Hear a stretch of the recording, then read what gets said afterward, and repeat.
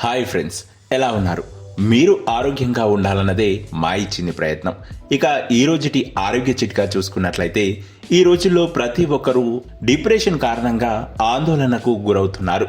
అలాంటి వారు డిప్రెషన్ నుంచి ఎలా బయటపడాలో ఈ చిట్కాల ద్వారా తెలుసుకునేటువంటి ప్రయత్నం చేద్దాం. ఇక మీరు గనక ఆరోగ్య బలం ఛానల్ని సబ్స్క్రైబ్ చేసి పక్కనే ఉన్నటువంటి గంట సింబల్ని నొక్కండి. అలాగే వీడియోని లైక్ చేసి షేర్ చేయండి. ఇక వివరాల్లోకి వెళ్తే, డిప్రెషన్ మరియు ఆందోళనను తగ్గించడానికి అనేక సాధారణ పద్ధతులే ఉన్నాయి. ఇవి సహజమైనవి కూడా అని చెప్పవచ్చు. అయితే మనం అనుసరించడానికి తేలికైనవిగా కూడా చెప్పవచ్చు.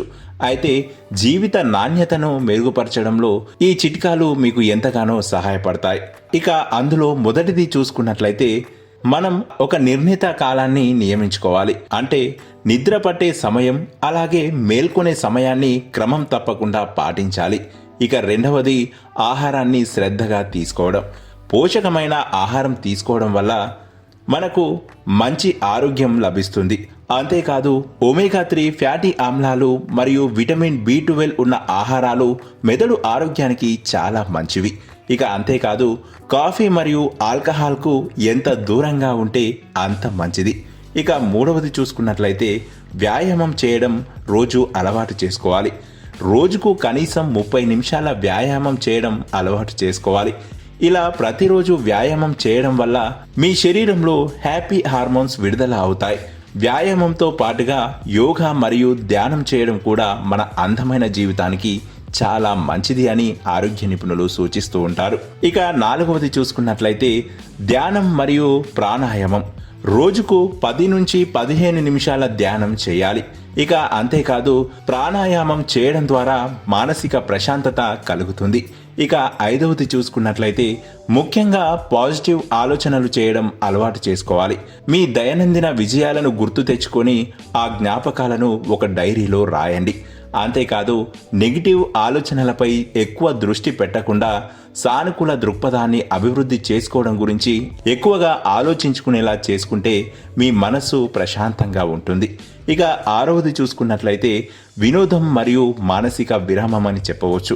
మీరు ఎలాగ ఉంటే ఆనందంగా ఉంటారో అలాంటి పనులు చేయండి. ఉదాహరణకు, సంగీతం వినడం, పుస్తకాలు చదవడం లేదా పెయింటింగ్ వంటి వాటిపై దృష్టి పెడితే ఎలాంటి చెడు ఆలోచనలు మీ దరి చేరకుండా మీ మనస్సు చాలా ప్రశాంతంగా ఉంటుంది. అంతేకాదు, ప్రకృతిలో ఎక్కువ సమయం గడపడం అలవాటు చేసుకోవడం కూడా చాలా మంచిది అని నిపుణులు సూచిస్తూ ఉంటారు. ఇక ఏడవది చూసుకున్నట్లయితే, మిత్రులు మరియు కుటుంబ సభ్యులతో మాట్లాడడం అలవాటు చేసుకోవాలి. మీ భావాలను మీ బంధువులు లేదా మిత్రులతో పంచుకోవడం వల్ల మనసు తేలిగ్గా ఉంటుంది. ఇకపోతే మానసికంగా ఒంటరిగా ఉండటం మీకు అస్సలు మంచిది కాదని మీరు తెలుసుకోవాలి. ఇక 9వది చూసుకున్నట్లయితే, స్వయంత్ర పరిశీలన చేయాలి. గడిచిపోయిన రోజులో మీకు ఏమి నచ్చిందో, ఏం సంతోషాన్ని ఇచ్చిందో గుర్తించండి.